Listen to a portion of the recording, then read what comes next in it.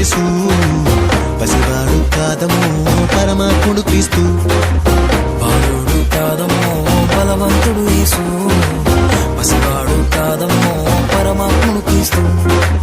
పరమును వీడచి పాకలో పుట్టిన పాపుల రక్షకుడు మన యేసయ్య.